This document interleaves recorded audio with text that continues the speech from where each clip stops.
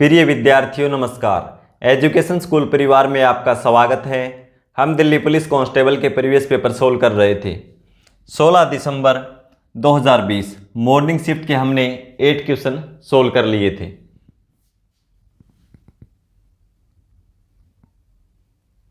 Question number 9, दो वातानुकूलकों के लागत मूल्यों का योग 95,000 रुपये है, यानी दो एसी है भाई। 95,000 रुपये उनकी लागत मूल्य है। क्या बता रखा है? एक को 10% के लाभ पर और दूसरे को 20% की हानि पर बेचा गया।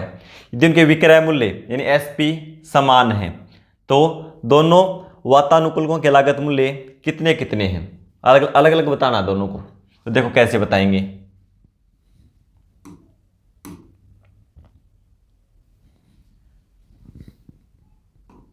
सीपी और एसपी क्या बता रखा है? एक को 10% के लाभ पर। 10% का मतलब 1/10। 10% का मतलब क्या हो जाएगा? 1/10, यानी 10 में हमने खरीदा था और उसको हमें 11 में बेच रहे हैं। ठीक है। फिर क्या बता रखा है दूसरे का? 20% हानि। 20% का मतलब 1/5 हो जाएगा। हमने उसको 5 में खरीदा और 20% क्या है? हानि, यानी 5 में खरीदा और 1 हानि पर बेचा, यानी 4 में बेचा उसको। ठीक है। लेकिन क्या बोल रखा है क्वेश्चन में?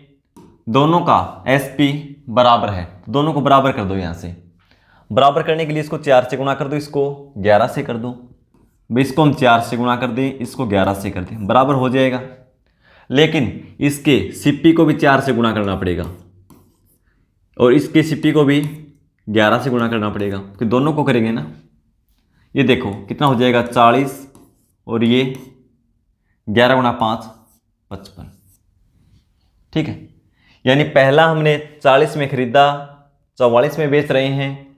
दूसरा हमने 55 में खरीदा, ये भी 44 में बेच रहे हैं। लेकिन क्या बता रखा है? दोनों के लागत मूल्य कितने कितने पूछा गया है क्वेश्चन में। तो देखो टोटल कितना दे रखा है मूल्य? लागत मूल्य 95,000 रुपये। ठीक है। और इन दोनों का योग करेंगे 40 और 55, 95। 95 से भाग दे दो, 1 यूनिट की वैल्यू आ जाएगी। कितनी आएगी? 1000। इससे भाग देंगे कितना आएगा? 1000। ठीक है, 1000। दोनों का मूल्य अलग अलग पूछा है, तो पहले का कितना हो जाएगा? इसको 1000 से गुणा कर दो, 40,000, यानी 40 × 1000 40,000। और दूसरे का 55 × 1000 कितना हो जाएगा? 55,000। ठीक है, 40,000 और 55,000, ऑप्शन डी हो जाएगा। अगला क्वेश्चन देखो। 50 मीटर लंबे और 40 मीटर चौड़े एक आयताकार पार्क के मध्य भाग से कंक्रीट की दो सड़कें एक दूसरे को काटते हुए गुजरती हैं और पार्क के शेष भाग का उपयोग लॉन के रूप में किया जा रहा है। यदि लॉन का क्षेत्रफल 1225 वर्ग मीटर है तो सड़क की चौड़ाई कितनी होगी? तो देखो भाई, एक आयताकार पार्क है, इसके अंदर से दो रास्ते गुजरते हैं। एक ये हो गया, एक दूसरे को काटते हुए ऐसे जाते हैं। और लंबाई और चौड़ाई क्या बता रखी है? ये है 50 मीटर लंबाई और चौड़ाई 30 मीटर। और क्या बता रखा है इसमें? जो रास्ते गुजरते हैं इसके अलावा जो भी भाग बच गया उसका क्षेत्रफल दे रखा है जी। टोटल का कितना दे रखा है? 1225 वर्ग मीटर। तो इसको देखो पूछा क्या है? सड़क की चौड़ाई पूछा गया है। देखो कुल क्षेत्रफल निकालो इसका एक बार, टोटल का, इसका आयताकार पार्क का। तो लंबाई गुणा चौड़ाई तो कितना हो जाएगा? 50 × 3। ये टोटल क्षेत्रफल हो गया, एरिया। इसमें से जो लॉन है, जो उपयोग में लेते हैं ये रास्ते को छोड़कर, उसका घटा दें तो किसका क्षेत्रफल बचेगा? रास्ते का। वो कितना दे रखा है? 1225।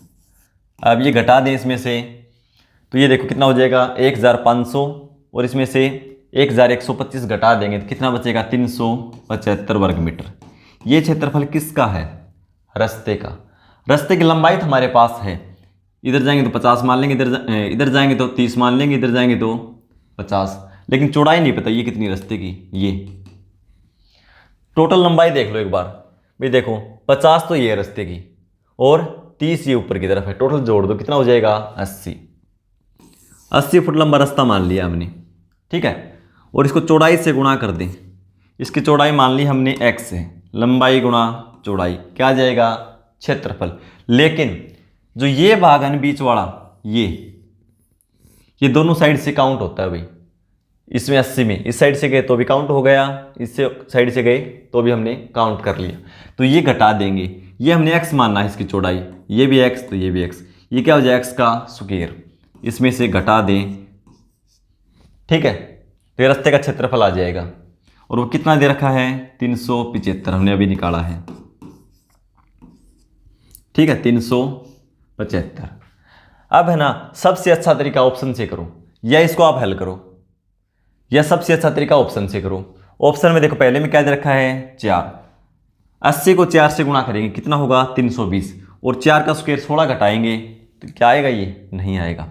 दूसरा ऑप्शन क्या है 10, 80 को 10 से गुणा करेंगे 800, और 10 का स्क्वायर घटाएंगे 100 तो कितना आएगा 700, तो ये भी नहीं है। तीसरा क्या है 80 में 5, 80 को 5 से गुणा करेंगे 400 हो जाएगा, और 5 का स्क्वायर घटाएंगे 25 तो कितना आ जाएगा 375, ठीक है। तो 80 गुणा में 5 और माइनस 5 का स्क्वायर करेंगे 25 बराबर कितना हो जाएगा 375, ठीक है। ऑप्शन से करो ऐसा क्वेश्चन को हमेशा, या इसको फिर हल करो आप, दो ही तरीके हैं।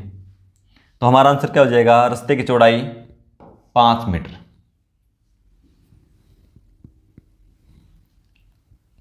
₹4050 की एक धनराशि को 4.5% वार्षिक साधारण ब्याज की दर से ब्याज रूप में ₹810 प्राप्त करने के लिए कितना समय लगेगा। तो देखो साधारण ब्याज दे रखा है, साधारण ब्याज निकालने का फॉर्मूला क्या होता है, मूलधन गुणा दर गुणा समय बटा में 100। साधारण ब्याज हमारे पास है कितना है ₹4050 बराबर मूलधन कितना है, सॉरी ये क्या है भाई मूलधन है, मूलधन दे रखा है। साधारण ब्याज कितना है ₹810, तो साधारण ब्याज बराबर मूलधन गुणा दर गुणा समय, तो मूलधन कितना है धनराशि यानी ₹4050, दर कितना है 4.5% वार्षिक, दशमलव हटा दो बटा में 10 लिख दो, मूलधन गुणा दर गुणा समय, समय हमें निकालना है तो लिख लो T बटा में 100, ठीक है। इसको हल कर दो, T का मान आ जाएगा, 2 0 से 2 0 कैंसिल करो, ठीक है। 5 से 9 और 5 से 2,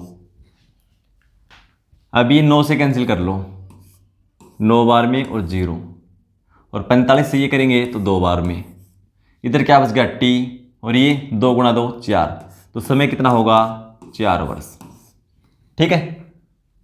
ऑप्शन बी हो जाएगा। अगला क्वेश्चन देखो, ₹10,500 की एक धनराशि एक निश्चित वार्षिक साधारण ब्याज दर पर 2 वर्षों के लिए वर्षों में ₹13,650 हो जाती है। यदि ब्याज तिमाही आधार पर चक्रवृद्धि किया जाता है तो उसी दर पर वही धनराशि 1 वर्ष में कितनी हो जाएगी, निकटतम मान बताना है रुपए में।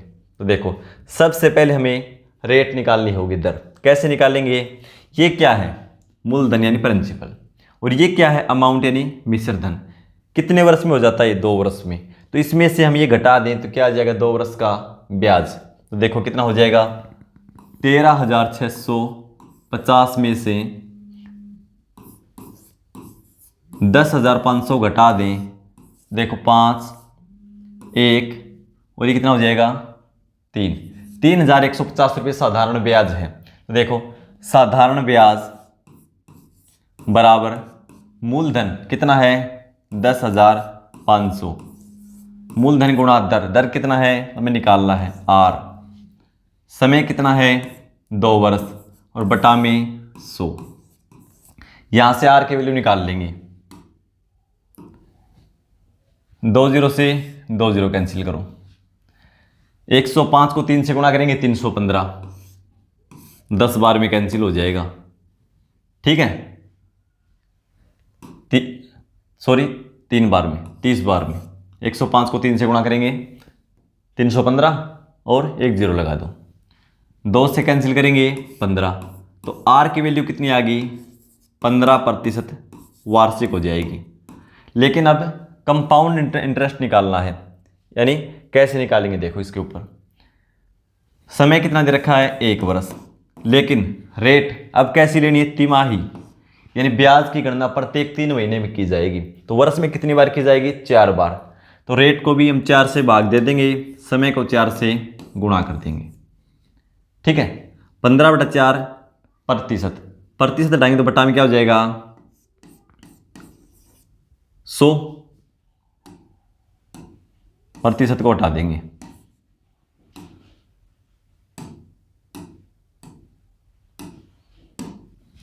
अब देखो इसको 5 से कैंसिल कर देंगे 3 और बटा में 80, यानी 80 रुपये पे 3 ब्याज हो जाएगा।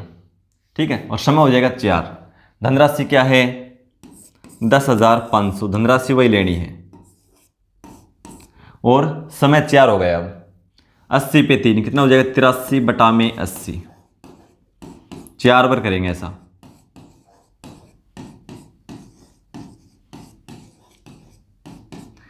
मिश्र धन पूछा भी कितना हो जाएगा, ठीक है, इन अमाउंट। तो इसको हल कर देंगे, हमारा मान आ जाएगा। 2 0 से 2 0 कैंसिल कर लो। अब 5 से कैंसिल कर लो 21 और 5 से 16। अब इसको हल करना पड़ेगा। इसमें थोड़ी कैलकुलेशन दे रखी है, हर शिफ्ट में 1-2 क्वेश्चन ऐसा आया है जिसमें कैलकुलेशन हो, तो इसको आप कर लेना हल। ठीक है, इसको हल कर देना और जो भी नीचे इसका मल्टीप्लाई करके गुणा करके इसको भाग दे देना। ठीक है, तो हमारा आंसर क्या आ जाएगा 12,166 रुपये।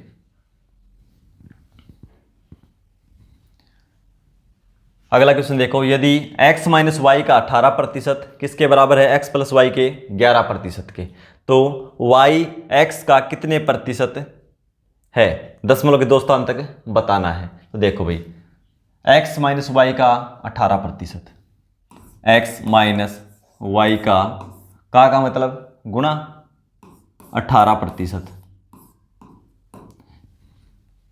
किसके बराबर है x प्लस वाई के 11% के, बराबर है x प्लस वाई का 11%।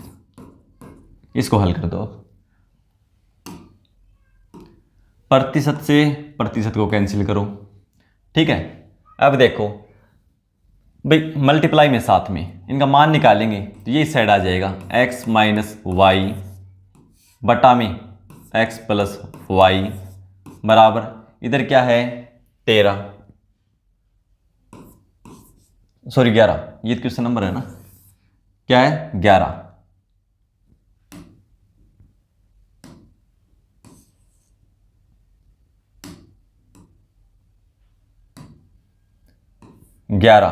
और x प्लस वाई ये आ जाएगा भाग में 18।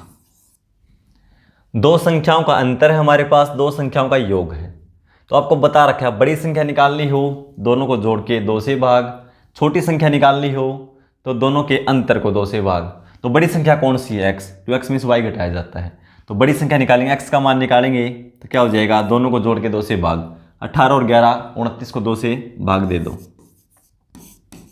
छोटी निकालनी है, दोनों के अंतर को 2 से भाग, 18 में से 11 घटाएंगे 7 बटा में 2, इनका रेशियो हो जाएगा ये 2 से 2 कैंसिल कर लो। x का मान 29 है तो y का मान 7 है। पूछा क्या है y x का कितने प्रतिशत है, y का मान कितना है 7, x का तुलना वाली राशि नीचे, तुलना किससे की जा रही है x से, प्रतिशत के लिए गुणा में 100, तो कितना हो जाएगा ये 700। 700 को 29 से भाग दे दो, हमारा आंसर आ जाएगा। तो भाग देकर देखो 2 बार में जाएगा 58, ठीक है, कितना बचेगा 12, संख्या हो जाएगी 120।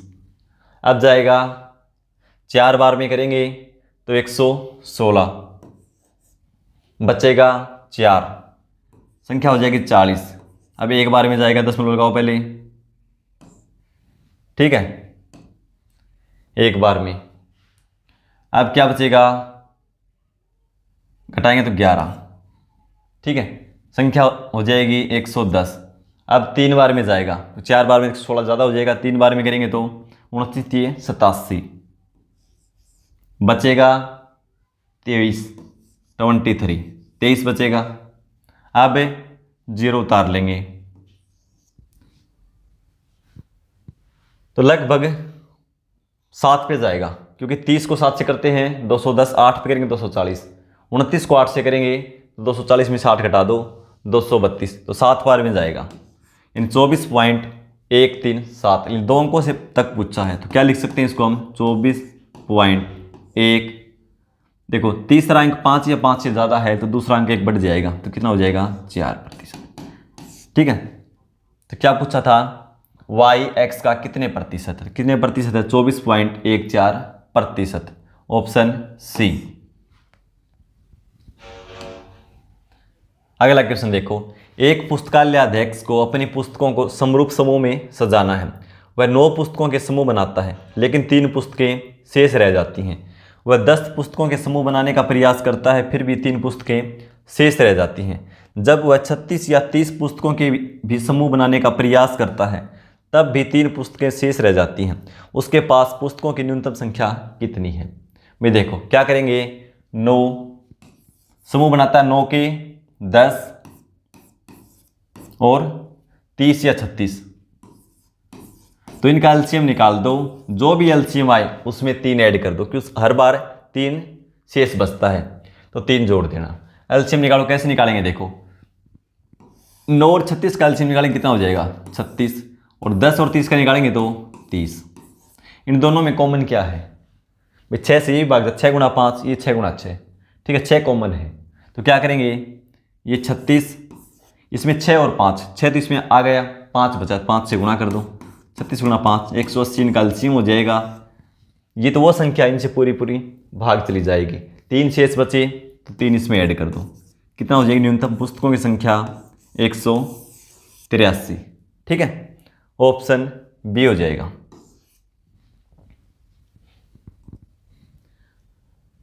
अगला क्वेश्चन देखो, 2 छात्रों ए और बी के प्राप्तांकों का अनुपात 7:5 है। यदि उनके प्राप्तांकों का योग 240 है, उनके प्राप्तांकों का के प्रतिशत का औसत कितना दे रखा है 60 है, तो परीक्षा के पूर्णांक कितने हैं। भाई देखो इससे मेरे को लेना देना नहीं है, इसकी हमें कहीं जरूरत नहीं है, लेकिन क्वेश्चन को एग्जामिनर ने बढ़ा दिया ऐसे ही। तो देखो क्या करेंगे, भाई प्राप्तांक है उनका औसत दे रखा है, प्रतिशत में कितना है 60%, अंकों में निकाल लेंगे औसत कितना है। भाई दोनों का योग कितना है 240, 240 दो का योग है, 2 छात्रों के अंकों का योग है, इनका औसत निकालेंगे, 2 से भाग कर दो, कितना आ जाएगा 120। 120 प्रतिशत में औसत क्या दे रखा है, प्रतिशत का औसत 60 है, प्रतिशत में औसत क्या दे रखा है 60%, ठीक है। तो और ये भी क्या है औसत 120 अंक, और प्रतिशत में औसत 60, तो 60% की वैल्यू क्या हो जाएगी 120। 1% की वैल्यू निकालनी है तो 60 से भाग दे दो। पूछा क्या है पूर्णांक, यानी कुल कितने अंक थे, तो कुल अपने आप में 100%, तो गुणा में 100 कर दो, 60 से 2 बार में कैंसिल हो जाएगा, 100 गुणा 2 200, तो प्राप्त कुल अंक कितने थे पूर्णांक 200 अंक थे, ठीक है। तो हमारा आंसर हो जाएगा ऑप्शन सी। इस शिफ्ट के हमने मैथ के क्वेश्चन सोल्व कर लिए हैं। मिलते हैं अगली क्लास में, धन्यवाद।